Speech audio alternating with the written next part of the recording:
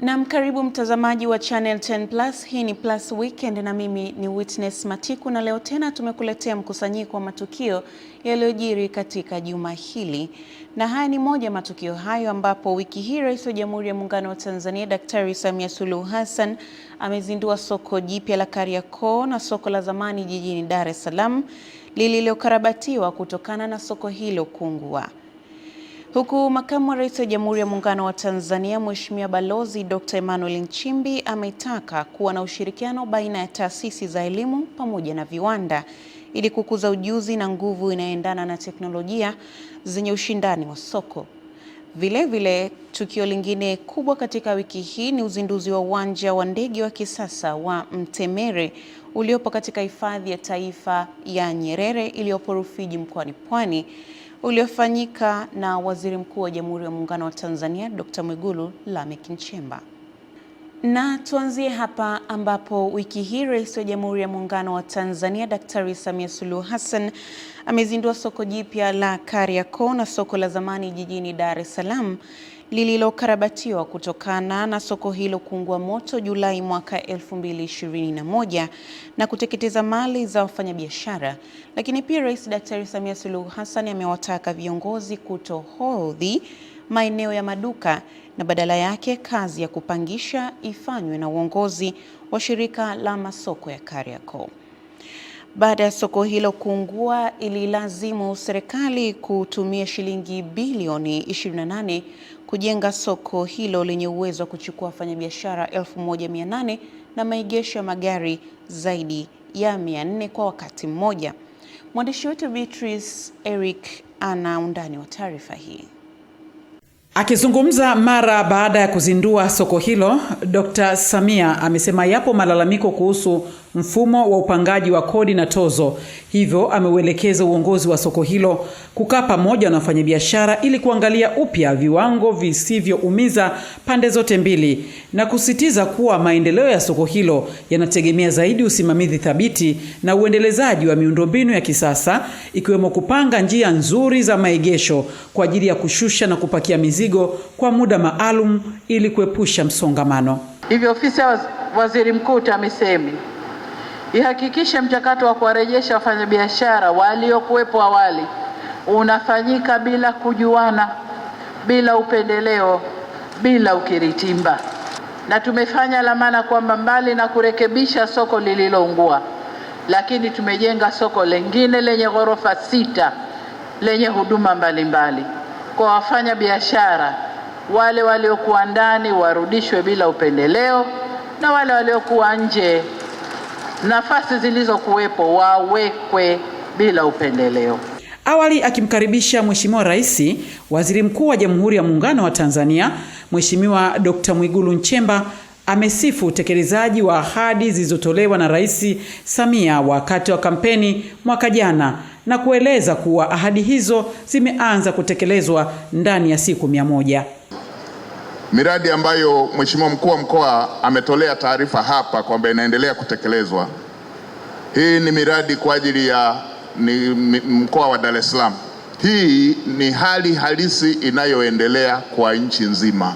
Ofisi ya Waziri Mkuu TAMISEMI inaendelea na mpango wa kujenga soko la wamachinga katika eneo la bonde la mto Msimbazi kupitia mradi wa DMDP2 kule Msimbazi. Hadi sasa, Mheshimiwa Rais, mradi huo upo katika hatua za mwisho za kupata mkandarasi. Kwa upande wake, Mkuu wa Mkoa wa Dar es Salaam Albert Chalamila amewataka wafanyabiashara wote wanaopanga bidhaa zao kando ya mitaa inayozunguka soko hilo kuondoka ili kurahisisha shughuli za usafirishaji na watu wanaofika sokoni hapo kupata mahitaji, na kwamba eneo hilo ni muhimu kikodi. Hiyo tumekubaliana kwamba kuanzia leo, wewe Mheshimiwa Rais ulipokuja kuzindua soko hili, barabara zote zinazoingia katika ukanda huu wa Kariakoo ziwe wazi. Nafahamu hii inawezekana isiwe jambo zuri sana, na pengine akane maelekezo machungu, lakini huwezi kujenga nyumba yenye thamani ukaziba barabara. Hatua hii ya kihistoria ya uongozi wako imeongeza matumaini mapya, imani na hali ya kufanya biashara kwa bidii miongoni mwetu. Tunakuahidi Mheshimiwa Rais kuwa tutatunza soko hili jipya, tutazingatia sheria, kanuni na taratibu, pamoja na kutimiza wajibu wetu wa kulipa kodi kwa uaminifu ili kuchangia mapato ya serikali na maendeleo ya nchi yetu. Viwango vya ubora wa bidhaa vimetajwa kuwa ndio nguzo muhimu katika ufanyaji wa biashara katika soko hili kwa kuwa ni soko la kimataifa. Wiki hii pia tumeshuhudia wafanyabiashara wa soko la Kariakoo wakianza kutumia soko hilo, ambapo wametumia fursa hiyo kumpongeza Rais Daktari Samia Suluhu Hassan kwa ujenzi wa soko hilo, wakisifu miundombinu yake ambayo imezingatia mahitaji yote na kwamba hilo ndilo hitaji lao haswa kwa muda mrefu. Tupate tena simulizi hii kutoka kwa mwanahabari wetu. Wakizungumza na Channel 10 wamesema hivi sasa wanafanya biashara katika mazingira mazuri ikilinganishwa na soko la zamani ambapo walikuwa wakipigwa na jua na kunyeshewa na mvua, huku wakipongeza utaratibu uliotumika kuwarudisha sokoni hapo. Tunamshukuru Mwenyezi Mungu. Alafu pia tunamshukuru Mheshimiwa Rais kwa kutufanyia mazingira mazuri ya kazi zetu. Safi kabisa. Maana sasa hakuna jua, hakuna mvua, hakuna nini. Sasa bwana, kwa tunamshukuru na tunamtakia maisha mema. Akizungumzia kuhusu malalamiko ya baadhi ya wafanyabiashara kukosa nafasi katika soko hilo, mwenyekiti wa wafanyabiashara na wauza mazao sokoni hapo, Ramadhani Katandiro, amekanusha madai hayo, akisema wafanyabiashara wote waliokuwa katika soko la zamani wamepata maeneo.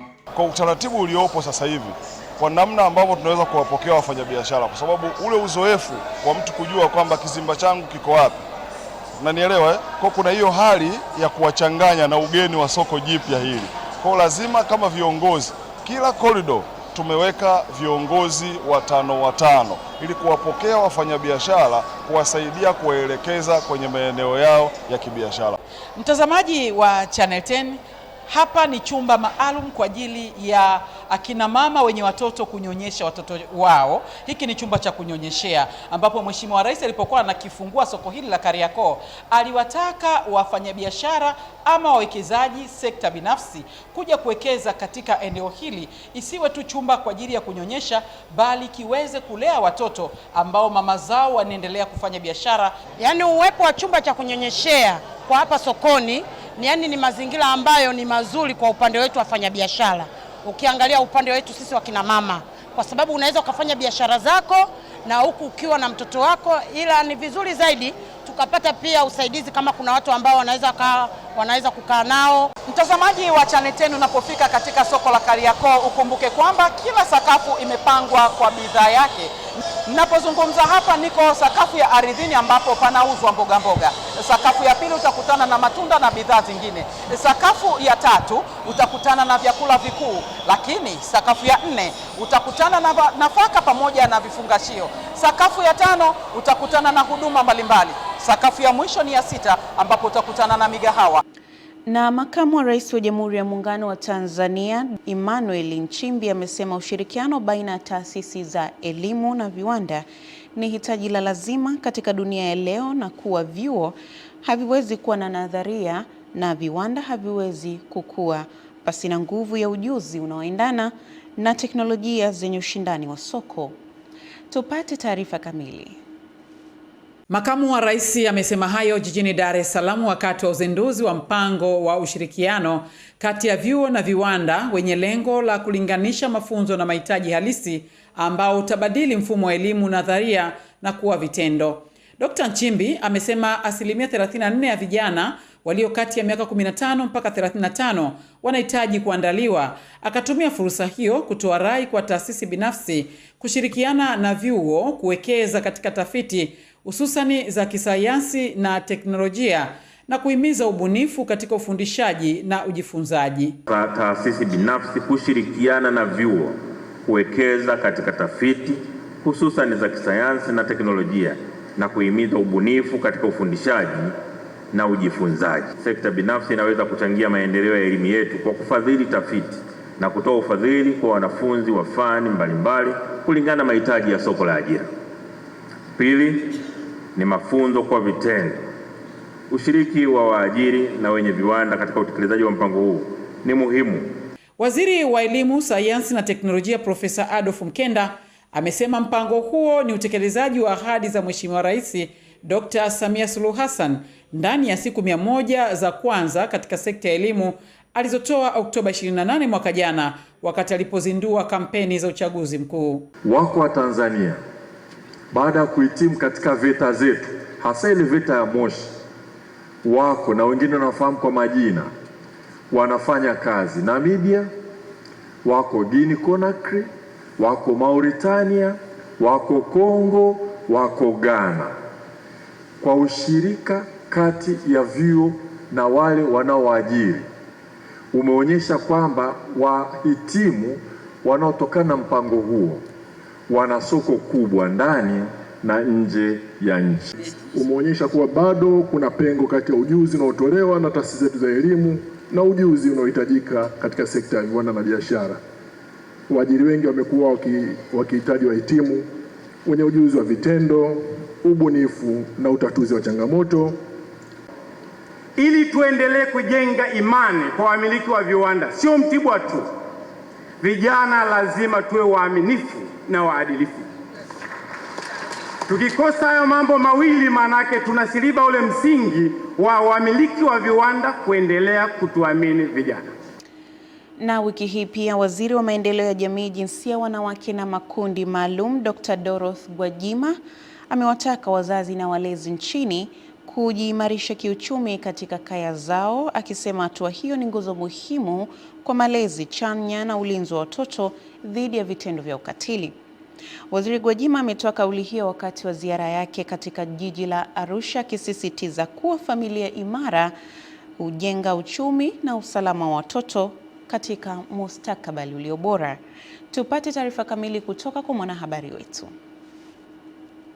Akizungumza wakati wa ziara yake katika shirika la SOS Children's Village Arusha, Waziri Dr. Gwajima amesema kuwa changamoto nyingi za ukatili dhidi ya watoto zinatokana na udhaifu wa kiuchumi katika kaya, hali inayowafanya baadhi ya wazazi kushindwa kutimiza wajibu wao wa malezi. Ni muhimu sana kwa kaya kuendelea kuboresha uchumi wao katika matumizi sahihi ya rasilimali na kushiriki katika vikundi vya kiuchumi, maana kama rasilimali nyumbani hakuna, fursa za kiuchumi huzijui. Upande wake, mkurugenzi wa shirika la SOS Children's Villages Tanzania, Thomas Kipingili, amebainisha kuwa shirika hilo linaendelea kufikia jamii kupitia utekelezaji wa miradi mbalimbali ya kiuchumi, ikiwemo mradi wa Arusha Renovation unaolenga kuongeza kipato cha kaya, kuimarisha ustawi wa familia na kuweka mazingira salama kwa watoto. Jitihada za mradi wetu zililenga kwa dhati kuwezesha vijana kiuchumi na kuhakikisha walezi wanakuwa na uwezo wa kujitegemea. Tunatambua mchango mkubwa wa serikali na wadau wake katika kuwezesha vijana, na tunashukuru kwa kusimamia sera na mazingira yanayowapa vijana nafasi ya kujijenga kimaisha. Tunaomba serikali iendelee kuongeza fursa zaidi kwa vijana. Kiwa na uchumi ulioimarika, wale watoto watakuwa watasoma vizuri, wataepukana na mambo ya magrupu, kwa hiyo watakuwa watasoma pia na kuwapatia ujuzi mbalimbali. Katika ziara hiyo, vijana 15 wamekabidhiwa pikipiki zenye thamani ya zaidi ya shilingi milioni 40 na Waziri Dr. Gwajima chini ya mradi unaofadhiliwa na shirika la SOS Children's Villages. Na wiki hii pia katika moja ya matukio muhimu na makubwa ni hili la Waziri Mkuu wa Jamhuri ya Muungano wa Tanzania Dr. Mwigulu Lameck Nchemba amezindua uwanja wa ndege wa kisasa wa Mtemere uliopo katika hifadhi ya taifa ya Nyerere iliyopo Rufiji mkoani Pwani. Uzinduzi huo umeenda sambamba na ufunguzi wa miundombinu 21 katika hifadhi ya Ruaha, msitu wa asili wa Kilombero pamoja na hifadhi ya taifa Nyerere, ikiwa ni miradi ya kukuza na kuendeleza utalii katika ukanda wa kusini na mashariki. Mwandishi wetu Kisa Mwaipiana anaripoti kutoka Rufiji mkoani Pwani. Uzinduzi wa uwanja huu wa ndege wa kisasa wa Mtemere utanufaisha vijiji 61 vyenye zaidi ya wananchi 10,000 katika eneo hili. Hii ni hatua kubwa inayofungua ukurasa mpya kwenye ukanda huu wa kusini wa utalii. Hiki kimekuwa kilio cha siku nyingi kutoka kwa wananchi wa ukanda wa kusini mwa Tanzania, wakielezea uhitaji wa kuzifungua hifadhi za kusini mwa Tanzania ili kuweza kuhakikisha kwamba huku na kwenyewe kunakuwa na utalii.